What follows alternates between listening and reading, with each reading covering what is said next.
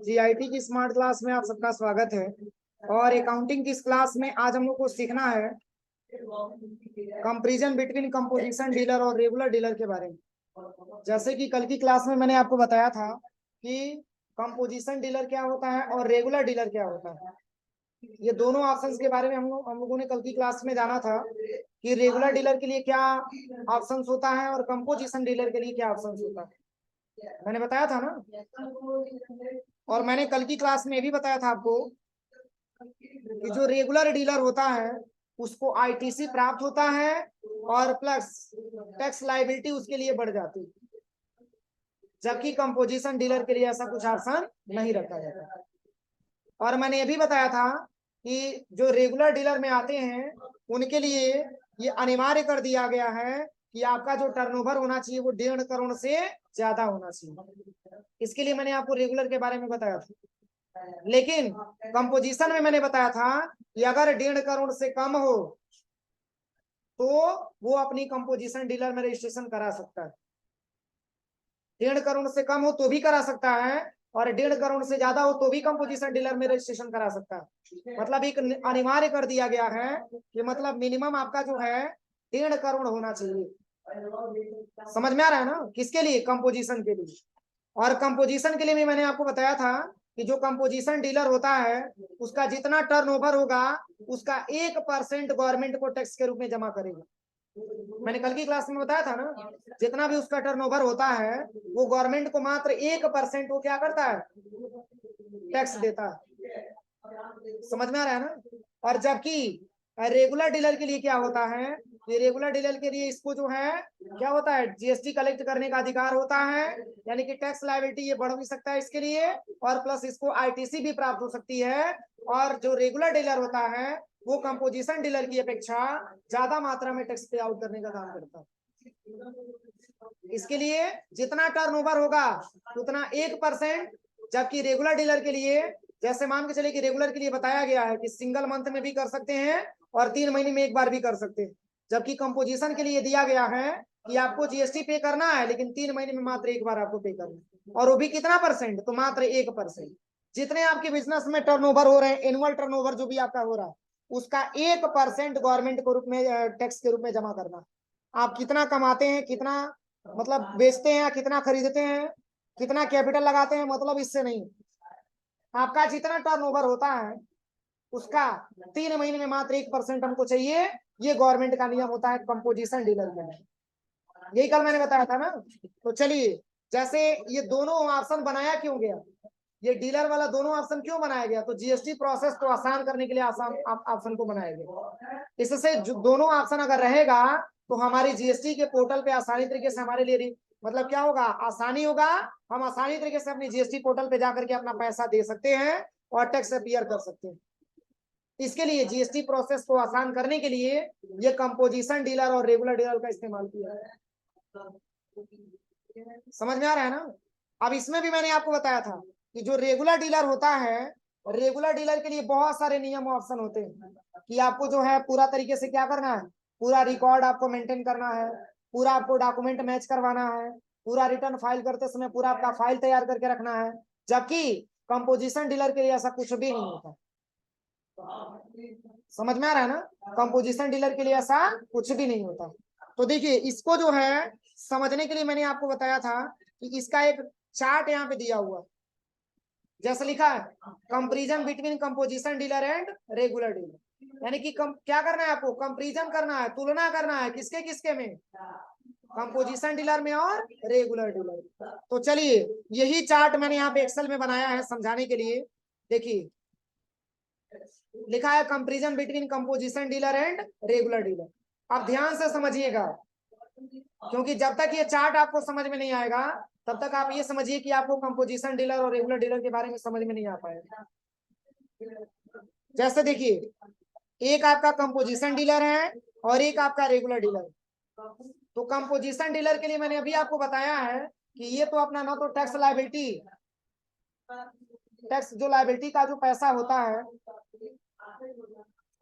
ठीक है, इसके लिए कोई ऑप्शन नहीं होता है। मतलब इसमें ना तो टैक्स लायबिलिटी बढ़ती है और ना तो आईटीसी प्राप्त होती है। किसमें? कंपोजिशन में, इसलिए मैंने यहाँ पे कुछ ऑप्शन इसमें लिखा नहीं। लेकिन इसकी क्या रिक्वायरमेंट होती है रेगुलर डीलर की, मतलब इसको आईटीसी भी प्राप्त होती है और प्लस टैक्स लायबिलिटी भी बढ़ जाती है। इसको मैंने ब्रैकेट में लिखा है समझने के लिए, ठीक है। अब चलिए, जैसे मान के चलिए किसी गुड्स को परचेज किया गया 25,000 रुपया, कितना रुपया में, 25,000 रुपया में। तो 25,000 कंपोजिशन डीलर से भी परचेज किया जा रहा है और 25,000 आपका रेगुलर डीलर से भी परचेज किया। अब देखिए, इसके लिए जो जीएसटी है वो 5% है, तो क्या इसके लिए 5% से ज्यादा होगा? बोलिए, अगर इसका भी 5% है, इसका भी 5% होगा। ऐसा नहीं है कि अगर रेगुलर से खरीदेंगे तो रेगुलर को आपको 18% देना पड़ेगा और कंपोजिशन से खरीदेंगे तो कंपोजिशन के लिए 5% देना पड़ेगा। जीएसटी तो दोनों का इक्वल होगा ना। तो देखिए, इसके लिए जब जीएसटी 5% लग रहा है तो इसका अमाउंट आ रहा है 1250 रुपया। कितना आ रहा है? 1250 रुपया ये जीएसटी चार्ज हो रहा है और इसमें भी 5% जीएसटी लगाया जा रहा है 1250 रुपया। अब देखिए, 25,000 ये और प्लस 1250 ये, अगर हम दोनों जोड़ेंगे तो 26,250 आएगा, आएगा कि नहीं आएगा? आप देखिए, 25,000 ये हो गया और प्लस 1,000 इसको मान लीजिए 26,000 हो गया और प्लस 250 रुपया ये हो गया। यानी कि कंपोजिशन डीलर के लिए जो कास्ट आ रहा है वो है 26,250 रुपये और रेगुलर डीलर के लिए जो कास्ट आ रहा है वो भी आ रहा है 26,250 रुपये। क्योंकि इन दोनों अमाउंट को जब आप जोड़ेंगे तो ये 26,250 के ही बराबर आएगा। अब चलिए, अब इस पैसे को हम बोल सकते हैं कि ये कंपोजिशन डीलर का कास्ट है और ये रेगुलर डीलर का कास्ट। तो यहां तक तो दोनों इक्वल है, यहां तक तो दोनों इक्वल है ना। जितने रुपए का ये परचेज कर रहा है उतने रुपए का ये परचेज कर रहा है, जितने रुपए का जीएसटी ये पे आउट कर रहा है उतने रुपए का जीएसटी ये पे आउट कर रहा है, और जितना इसके लिए कॉस्ट हो रहा है उतना ही इसके लिए कॉस्ट हो रहा है। दोनों सेम आ गया। अब चलिए, अब आपको समझना है मार्जिन्स के बारे में। इसके बारे में, मार्जिन्स के बारे में, इसके लिए कह रहा है कि इसमें कंपोजिशन के लिए रूल बनाया गया है, नियम बनाया गया है कि आपके में 10% मार्जिन्स ऐड भी किया जाएगा। ये रूल हम और आप नहीं बनाए, ये गवर्नमेंट का रूल है और गवर्नमेंट ये कहता है कि अगर आपका बिजनेस कंपोजिशन डीलर में रजिस्टर्ड है तो आपको मार्जिन 10% ऐड करके देना होगा। मतलब इस मार्जिन में 10% में क्या क्या आएगा, तो देखिए इसमें बता रहा है, कह रहा है कि इस 10% में क्या क्या है, तो कह रहा है कि आपका टैक्स भी है और प्लस परचेज भी है। यानी कि कितने रुपए का आपने खरीदा और कितने रुपए आपने टैक्स दिया उसका 10% आपको मार्जिन भी ऐड करके देना। समझ में आ रहा है ना? यानी कि कितने रुपए का आपने खरीदा और कितने रुपया उस पे जीएसटी लगा, उस पे आपको 10% मार्जिन ऐड करके आपको देना। तो देखिए, इसमें मार्जिन से ऐड किया जा रहा है तो इसका बैलेंस आ रहा है 2625 रुपये। कितना आ रहा है? 2625 रुपये। आप निकाल के देखिएगा, जैसे 2625 रुपया जो आया है इसमें आप लिख सकते हैं 25,000 है और प्लस आपका कितना है जीएसटी का भी है। ये दोनों जब मार्जिन से इसमें 10% ऐड किया जा रहा है तो इसकी वैल्यू आ रही है 2625 रुपये। इसमें क्या क्या ऐड हुआ है? परचेज प्लस जीएसटी 5% ऐड हुआ, अब इसका बैलेंस आया 2625 रुपये आया। अब चलिए, और वही अगर रेगुलर के लिए हम बात करें तो रेगुलर के लिए कहता है कि अगर आपका बिजनेस रेगुलर डीलर में रजिस्ट्रेशन है तो इसमें जो आपका 10% आएगा वो केवल परचेज का आएगा। तो परचेज का 10% कितना होगा? परचेज किया गया 25,000 रुपया से और 10% इसका 2500 आएगा कि नहीं आएगा? कैसे निकालेंगे? हाँ, 25,000 गुणे 10/100 हो जाएगा, 2500 आ जाएगा।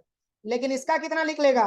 26,250 मल्टीप्लाई 10 डिवाइड बाई 100, तो ये आ जाएगा 2625 रुपया। देखिए आपके सामने मैं निकाल रहा हूँ, यहाँ पे सबसे पहले इक्वल करेंगे, ठीक है। और यहाँ पे बताया गया है कि जो आपका कॉस्ट आया है 26,250, वो कॉस्ट अगर आपसे पूछा जाए ये कॉस्ट कौन सा है तो आप क्या बताएंगे? तो आप बता सकते हैं कि इसमें परचेज का भी पैसा जुड़ा है और प्लस 5% जीएसटी का भी पैसा जुड़ा हुआ है, तब जोड़ करके 26,250 रुपये आया हुआ, बोल सकते हैं ना। लेकिन इसमें कह रहा है कि आपके 5% जीएसटी का भी लेना है और प्लस 25,000 रुपया परचेज का भी लेना है, दोनों मिला के तब हमको 10% जीएसटी लेना है। यानी कि इस तरीके से आप लिखेंगे 26,250 और मल्टीप्लाई करेंगे कितना से, 10 से। मैंने आपको डिस्काउंट निकालना बताया था, बस उसी के आधार पे निकलेगा। और डिवाइड कर देंगे कितना से, रिजल्ट क्या आया, यहाँ पे रिजल्ट देखिए कितना आया, 2625 आया। तो ये 2625 कौन कौन सा पैसा है, तो आप ये कह सकते हैं कि सर ये जो पैसा आपने दिया है ये परचेज का और जीएसटी का, ये दोनों का मिला करके 10% क्या किया गया है, मार्जिन से ऐड किया गया है, इसलिए बैलेंस हमारा 2625 रुपये आया हुआ। अब ये 2500 का पैसा कहाँ से आया है, तो इसके लिए भी बता दे रहे हैं। देखिए सबसे पहले इक्वल करिएगा। इसमें बताया जाता है कि अगर आपका बिजनेस रेगुलर डीलर में है तो आपको बस परचेज पे 10% मार्जिन से ऐड होगा, जीएसटी पे ऐड नहीं होगा। तो यहाँ पे आपको लिखना पड़ेगा 25,000 और मल्टीप्लाई करेंगे कितना से, 10 से, और डिवाइड कर देंगे 100 और एंटर कर देंगे। तो कितना बैलेंस आया, 2500। यहाँ तक किसी को कोई दिक्कत, यहाँ तक किसी को कोई दिक्कत? देखिए इसमें बताया गया है, इसमें जो मार्जिन से ऐड होगा आपका वो केवल परचेज पे ऐड होगा। किस पे ऐड होगा, परचेज पे ऐड होगा, आपका जीएसटी से कोई लेना देना नहीं। अब चलिए यहां तक किसी को कोई दिक्कत तो नहीं है समझने में, बोलिए किसी को दिक्कत हो तो पूछिए, नहीं दिक्कत है ना। चलिए अब आगे बढ़ते हैं। अब यहाँ पे कह रहा है कि जो सेल्स प्राइस इसके लिए है और ये जो सेल्स प्राइस इसके लिए, मान के चलिए दो व्यक्ति हैं, मैंने कल भी एग्जांपल बताया था ना, एक रोहित है और एक मोहित है, समझने के लिए मैंने एग्जांपल बताया था। अब देखिए एक ऑप्शन आप ये समझिए, पहले अगर क्वेश्चन ये बनती है कि सर इसमें जीएसटी 5% इसमें क्यों नहीं ऐड किया जा रहा और इसमें क्यों ऐड किया जा रहा है, क्वेश्चन बनती है ना। तो देखिए इसमें चूंकि इसलिए ऐड किया जा रहा है क्योंकि इसके अंतर्गत ना तो आईटीसी प्राप्त होती है और ना तो टैक्स लायबिलिटी बढ़ती है। समझ में आ रहा है ना, किसके अंतर्गत, कंपोजिशन के अंतर्गत। और इसमें चूंकि इसलिए छोड़ दिया जा रहा है क्योंकि जो व्यक्ति रेगुलर में रजिस्ट्रेशन कराता है उसको आईटीसी प्राप्त होती है और प्लस टैक्स लायबिलिटी बढ़ जाती है। इसके वजह से गवर्नमेंट ये कहता है कि चलिए आपको आईटीसी प्राप्त हो रही है, इस केस में आपसे 5% पे मार्जिन हम ऐड नहीं करेंगे। लेकिन इस पे क्या होता है, इसको आईटीसी प्राप्त नहीं होता है, तो इसके लिए गवर्नमेंट कहता है कि नहीं आपसे 5% का भी हमको 10% के रूप में मार्जिन से ऐड करना है। समझ में आया, इसलिए ये पैसा हमारा मार्जिन में ऐड होता है और ये पैसा हमारा मार्जिन में ऐड नहीं होता। इतना समझने में कोई दिक्कत किसी को? अब चलिए अगले ऑप्शंस के बारे में बताते हैं। इसमें लिखा है सेल्स प्राइस और इसमें भी लिखा है सेल्स प्राइस। अब देखिए अगर ये प्रोडक्ट को बेचते हैं तो इनके लिए क्या कॉस्ट आता है और ये प्रोडक्ट को बेचते हैं तो इनके लिए क्या कॉस्ट आता है। तो इसमें बताया गया है कि अगर आप किसी प्रोडक्ट को बेचते हैं तो कह रहा है कि इसमें डीलर कास्ट और प्लस मार्जिन से ये दोनों ऐड करके आप बेचते हैं। तो डीलर कॉस्ट इनका 26,250 है और प्लस मार्जिन इनका 2625 है। अगर हम दोनों जोड़ेंगे तो 28,875 रुपया आएगा। किसके लिए, कंपोजिशन के लिए। और इनको भी बोला जाता है कि अगर आप सेल करते हैं किसी प्रोडक्ट को तो कह रहा है कि परचेज प्लस मार्जिन से आपका जोड़ा जाता है। मतलब कितने रुपए में आपने खरीदा और कितने रुपए आपका जो है मार्जिन से देना पड़ा, ये दोनों ऐड करके तब आपको बैलेंस देना होता है। तो देखिए अगर इसमें 26,250 में 2625 और जोड़ेंगे तो 28,875 आ जाएगा।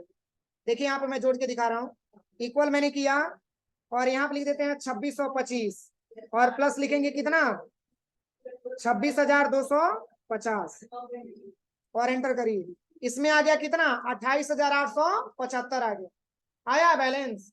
और इसमें कितना आएगा, तो 26,250 सॉरी 25,000 ये है और प्लस 2500 ये है, ये दोनों जुड़ेगा ना। इसमें बताया जा रहा है परचेज प्लस मार्जिन से, यानी कि परचेज का अमाउंट और प्लस मार्जिन का अमाउंट अगर दोनों जोड़ेंगे तो 25 और 2 कितना हो जाएगा, 27 और 500 ये भी हो गए। तो 27,500 रेगुलर के लिए और 28,875 कंपोजिशन के। कोई दिक्कत किसी को? अब चलिए आप यहाँ पे समझते हैं। अब यहाँ पे लिखा हुआ है देखिए कंपोजिशन के लिए लिखा है, कह रहा है कि GST tag composite dealer can not charge tax, यानी कि इसके ऊपर कोई भी टैक्स का चार्ज नहीं किया जाता अगर कंपोजिशन डीलर में रजिस्ट्रेशन किया गया है। इसके लिए 0 दिखाया गया। समझ में आ रहा है ना? इसके लिए कोई भी प्रकार का चार्ज इसमें टैक्स के रूप में नहीं लिया जाता है, इसलिए इसकी वैल्यू 0 आया है। और इसको 5% देना होता है, क्योंकि जब तक ये 5% अपना देगा नहीं तब तक इसकी वैल्यू इक्वल नहीं आएगी। तो देखिए इसके लिए टैक्स अमाउंट हमारा 0 हो गया, और इसके लिए हमारा कितना हो गया 1375 रुपये, अगर 5% आ गया इसका। अब देखिए 1375 ये आया कहां से है? तो आप देखिए अगर 2625 है और 2500 ये है, तो 125 रुपया तो बेनिफिट इधर से आ गया। दिख रहा है कि नहीं दिख रहा? अगर 2625 इधर है और 2500 इधर है, तो बैलेंस किस साइड ज्यादा है, लेफ्ट में कि राइट में? लेफ्ट में। 125 इससे ज्यादा है ना।